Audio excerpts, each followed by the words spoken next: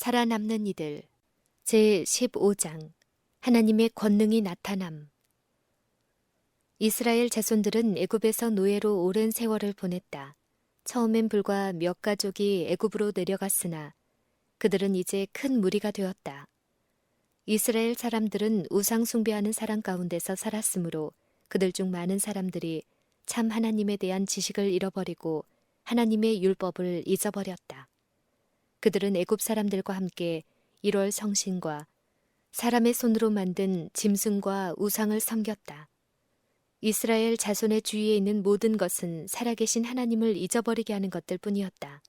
그럼에도 불구하고 히브리 사람들 가운데는 하늘과 땅을 창조하신 참 하나님에 대한 지식을 보존한 사람들이 있었다. 경건한 부모들은 저희 자녀들이 날마다 우상 숭배자들의 가증한 행동을 보고 때로는 우상 숭배에 참석도 하고 또한 목석으로 만든 애굽인의 신 앞에 절을 하며 감각이 없는 대상에게 제물을 드리는 것을 보고 심히 슬퍼하였다. 신실한 자들은 슬퍼하고 비통하게 여기면서 주께서 그들을 애굽의 멍에에서 구원하고 주변의 우상 숭배의 가마와 부패하게 하는 영향을 벗어나도록 하며 애굽의 멍에에서 구출해 주시기를 탄원하였다. 그러나 히브리 사람들 가운데 대다수는 새로운 지방으로 나가는 일로 곤란을 당하는 것보다는 차라리 속박 아래 그냥 머물러 있는 것을 만족히 여겼다. 그래서 하나님께서는 바로왕 앞에서 행하신 처음의 기사와 이적으로 그들을 구출해내지 아니하셨다. 하나님께서 사건들을 지배하사 바로의 포악한 정신을 더욱 충분히 드러내도록 하셨고, 그래서 당신의 크신 능력을 애굽인들에게 나타내시며 또한 당신의 백성들 앞에도 보여주셔서 애굽을 떠날 마음이 간절하고 하나님을 섬기기로 선택할 마음이 생기도록 하셨다. 이스라엘 백성들 중에 많은 수가 우상 숭배에 참석함으로 타락되었으나 충성된 사람들은 굳세게 버티고 있었다. 그들은 저희 믿음을 감추어 두지 않고 애굽인들 앞에서 살아계신 참 하나님을 섬기노라고 공공연하게 선포하였다. 그들은 창세 이래로 하나님의 존재와 능력에 관한 증거들을 열거하였다. 애굽인들은 히브리 사람들의 신앙과 그들의 하나님을 알 기회를 가지게 되었다. 애굽인들은 참 하나님의 진실한 경배자들을 없애고자 위협을 하고 혹은 보상을 약속하고 혹은 가혹한 대우를 하였으나 이 모든 것이 실패로 돌아갔으므로 골치 아파했다. 애굽의 마지막 두 왕은 매우 포악하게 히브리 사람을 학대하였다. 이스라엘 장로들은 아브라함에게 주신 하나님의 약속과 요셉이 죽기 바로 전에 그들을 애굽 땅에서 구원해 주실 것에 관한 예언의 말씀을 이스라엘 백성들에게 알려서 그들의 나약해져 가는 믿음을 격려하려고 애썼다. 어떤 사람들은 그 말을 귀담아 듣고 믿었으나 어떤 사람들은 자기네의 서글픈 처지를 보고는 그런 것을 바라지도 않았다. 이스라엘 백성이 저희 환경에 영향을 받음. 애굽 사람들은 이스라엘 자손이 무엇을 기대하고 있는지를 알고는 그들의 구원에 대한 희망을 비웃고 또한 하나님의 능력을 조롱하였다. 애굽인들은 이스라엘 사람들에게 저희가 단지 노예의 민족이라는 처지를 잊지 말라고 모욕하였다. 그리고 만일 너희 하나님이 그렇게 공의롭고 자비로우시며 또 애굽인의 신보다 더 능력이 있다면 왜 너희를 해방시키지 않느냐? 왜 하나님이 자기의 위대함과 권능을 나타내어 너희를 높여주지 아니하느냐? 라고 욕설을 퍼부었다. 애굽 사람들은 그들이 위하는 신, 즉 이스라엘 사람들이 거짓 신이라고 규정한 신들을 숭배하는 자기들을 보라고 의시됐다. 저들은 의기양양하게 저희 신들이 저희를 번창하게 하며 양식과 의복과 및 부요를 주었다는 것과 저희 신들이 이스라엘 민족을 저희에게 주어 노예가 되어 섬기게 하였으니 저희는 이스라엘 민족을 압박하고 학대하며 멸망시킬 권세가 있다고 자랑하였다. 그들은 히브리인들이 노예에서 해방된다는 생각을 비웃었다. 바로는 그들의 하나님이 그들을 자기 손에서 구원하는 것을 보았으면 좋겠다고 빈정거렸다. 바로의 이 말은 많은 이스라엘 백성의 소망을 꺾어버렸다. 바로 왕과 그의 고문관들이 하는 말이 이스라엘 사람들에게는 심각하게 들렸다. 그들은 노예와 같은 대우를 받아야 하고 감독과 윗사람들의 압박을 견딜 수밖에 없는 줄로 알았다. 저희 아들들은 색출되어 죽임을 당하였다. 저희들이 하나님을 믿고 경배하였으나 산다는 것 자체가 너무 무거운 짐이 될 뿐이었다. 그리고 그들은 자신들의 처지와 애굽인들을 견주어 보았다. 애굽인들은 구원하거나 멸망시킬 능력을 가지신 살아계신 하나님을 전혀 믿지 아니하였다. 애굽인들 중에 어떤 이들은 나무나 돌로 새긴 우상을 숭배하였으며 어떤 이들은 1월 성신을 숭배하였지만 번창하고 부유하였다. 히브리인들 중 어떤 이들은 하나님이 정말 모든 신 위에 뛰어나시다면 저희가 우상을 숭배하는 국민의 노예가 되도록 허락하지는 않으셨을 것이라고 생각하였다. 하나님의 신실한 종들은 이스라엘 백성들이 하나님께 충성되지 못하였고 우상을 숭배하는 다른 나라 사람과 통혼하여 우상 숭배에 빠졌으므로 하나님께서 저들에게 애굽에 내려가는 고통을 허락하신 것이라고 이해하였다. 하나님의 종들은 오래지 아니하여 그분께서 그들을 애굽에서 나오게 하시고 저희가 당하는 모진 압박 가운데서 건져내시리라고 그 형제들에게 담대히 선언하였다. 하나님께서 압박당하는 당신의 백성의 기도를 응답하실 때가 다가왔다. 애굽인들이 멸시하는 히브리인들의 하나님이 과연 모든 신 위에 뛰어나신 하나님이 되신 것을 승인할 수밖에 없는 크신 능력을 나타내심으로써 당신의 백성을 애굽에서 이끌어내실 시간이 온 것이다. 하나님께서 이제 애굽인들의 우상 숭배와 감각 없는 헛된 신으로부터 축복을 받았다고 교만하게 자랑하는 자들을 벌하실 것이다.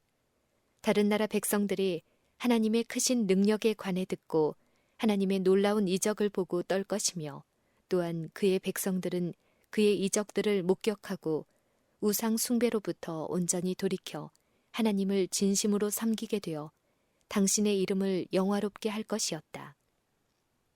하나님께서는 이스라엘 백성을 애굽에서 구원해 내실 때 모든 애굽인 앞에서 당신의 백성들에게 특별한 자비를 베푸시는 것을 분명히 보여주셨다. 하나님께서 당신의 권능은 다른 누구의 것보다 탁월하다는 것을 슬픈 경험 이외의 다른 방법으로는 바로에게 확신시킬 수 없었으므로 정의의 심판을 집행하시는 것이 마땅하다고 보셨다.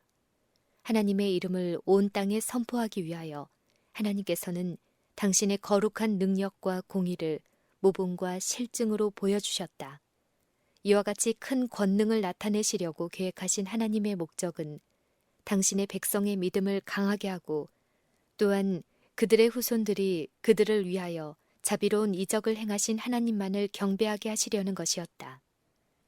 바로가 이스라엘 백성들에게 집 없이 벽돌을 만들라고 명령한 후에 모세는 바로 왕에게 왕이 짐짓 모르는 채 하는 하나님께서 바로를 하나님의 요구에 굴복하고 하나님이 최고의 통치자로서의 권위를 가지신 것을 승인할 수밖에 없도록 하실 것이라고 선언하였다.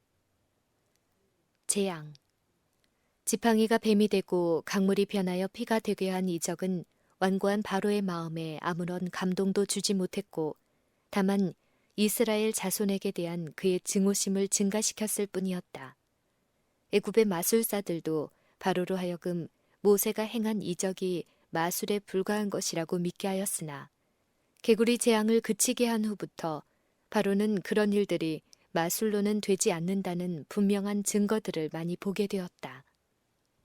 하나님께서 그 개구리를 순식간에 티끌로 변하게 하실 수도 있었으나 그렇게 하시지 않으셨다. 개구리가 그냥 없어져 버린다면 왕과 이집트인들은 이것도 그저 마술사들도 할 수 있는 마술의 결과라고 할 것이다. 개구리가 다 죽자 사람들이 이것을 모아다가 무더기로 쌓아놓았다. 애굽인들은 저희 눈앞에서 죽은 개구리들을 볼 수 있었고 그것이 썩어 몹시 냄새가 났다. 이리하여 왕과 온 애굽인들은 이 일이 결코 마술로서가 아니라 다만 하나님이 보내신 심판이라는 증거, 곧 저희의 헛된 철학으로는 제거할 수 없는 증거들을 갖게 되었다. 마술사들은 이를 만들 수 없었다. 하나님께서는 마술사들이 이 재앙을 만들어내어 그들 자신이나 애굽 사람들 앞에 그런 것처럼 보이게 하는 것조차도 허락지 아니하셨다. 하나님께서는 바로의 마음에 모든 불신에 대한 핑계를 없애려고 하셨다. 하나님께서는 마술장이라도 이는 하나님의 권능이니이다 라는 말을 하게 하셨다. 그 후에 파리 때의 재앙이 이르렀다. 이 파리는 1년 중 어떤 계절에 별 해가 없이 괴롭히는 그런 파리가 아니었다. 애굽 전국에 몰려온 파리는 크고 또 독하였으며 그 침은 사람이나 짐승 모두에게 매우 고통스러웠다. 하나님께서 당신의 백성을 애굽 사람들에게서 구별하셨으므로 이스라엘 백성들의 거처에는 파리가 없었다. 다음으로 하나님께서는 애굽인의 가축에게 악질 재앙을 보내시는 한편 히브리 사람의 가축은 보호하셔서 한 마리도 죽지 않았다. 그 후에 사람과 짐승에게 종기 재앙이 임하였다. 마술사들은 저희 자신조차 이 재앙에서 보호할 수 없었다. 그 후에 하나님께서 천둥 번개와 맹렬한 불이 섞인 우박 재앙을 애굽 전국에 보내셨다. 사람들이 우연히 재앙이 내린다는 말을 하지 못하게 하시기 위하여 하나님께서는 각 재앙을 내리시기 전에 미리 알려주셨다. 하나님께서 애굽 사람들에게 온 세상은 히브리인의 하나님의 지배하에 있어서 뇌성과 우박과 폭풍은 다 하나님의 말씀을 복종하는 것임을 증명하였다. 한때 여호와가 누구간데 내가 그 말을 듣고 이스라엘을 보내겠느냐 라고 말하던 교만한 바로도 스스로 겸비하여져서 말하기를 내가 범죄하였노라 여호와는 의로우시고 나와 나의 백성은 악하도다 라고 하였다.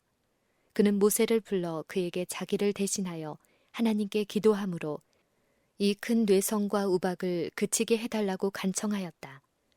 하나님께서 그 다음으로 이전의 어느 것보다 더 무서운 메뚜기 재앙을 보내셨다. 왕은 하나님께 복종하기보다는 메뚜기 재앙을 당하리라고 작정하였다. 그는 아무 뉘우침이 없이 자기 나라 전토에 기적적인 무서운 심판의 재앙이 이르는 것을 보았다. 그 후에 주께서 애굽에 암흑이 이르게 하셨다. 애굽 백성들은 빛을 받지 못할 뿐만 아니라 온 대기가 무서워 호흡하기가 어려웠다. 그러나 히브리인들에겐 깨끗한 대기와 빛이 있었다. 하나님께서는 애굽 사람들에게 그들이 경험한 어떤 재앙보다 더 무서운 재앙을 하나 더 보내셨다.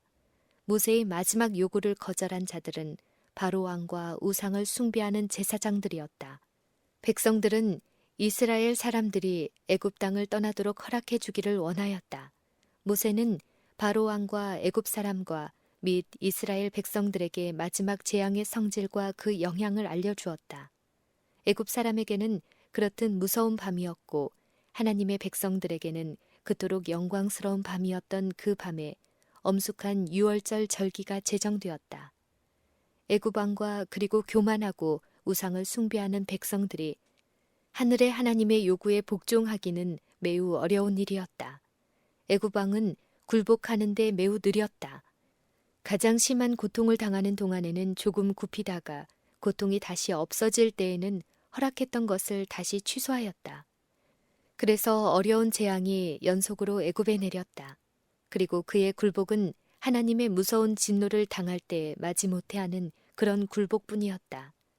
전 애굽이 파멸을 당한 후에라도 바로 왕은 그의 반역을 고집하고 나갔다. 모세와 아론은 바로에게 이스라엘 백성을 놓아 보내지 않기 때문에 임하는 각 재앙의 성질과 영향을 알려주었다. 재앙이 임할 때마다 미리 알려준 그대로 임하는 것을 보았으나 바로는 굴복하지 않았다. 처음에는 이스라엘 백성들에게 애굽 땅 안에서만 하나님께 제사 드리기를 허락하였다. 그 후 애굽이 하나님의 진노로 고생을 당한 후에는 남자들만 가서 제사를 드리라고 허락하였다. 애굽 온 나라가 메뚜기 재앙으로 인하여 거의 다 파멸을 당한 후에 바로는 이스라엘 사람과 그 아내와 및 자녀도 나가는 것을 허락하였으나 가축을 데리고 나가는 것은 허락하지 않았다. 그래서 모세는 왕에게 하나님의 사자가 저희의 모든 장자와 생축에 처음 난 것을 죽일 것이라고 말하였다. 재앙마다 바로에게 점점 더 가까이 그리고 맹렬하게 임하였지만 이 재앙은 어떤 재앙보다 더욱 심한 재앙이었다. 왕은 심히 노하였을 뿐 자신을 겸손하게 하지 않았다. 또한 애굽 사람들은 이스라엘 백성이 그 무서운 밤을 위하여 대단한 준비를 하는 것을 보고 문에 피를 발라 표를 삼는 것을 조롱하였다.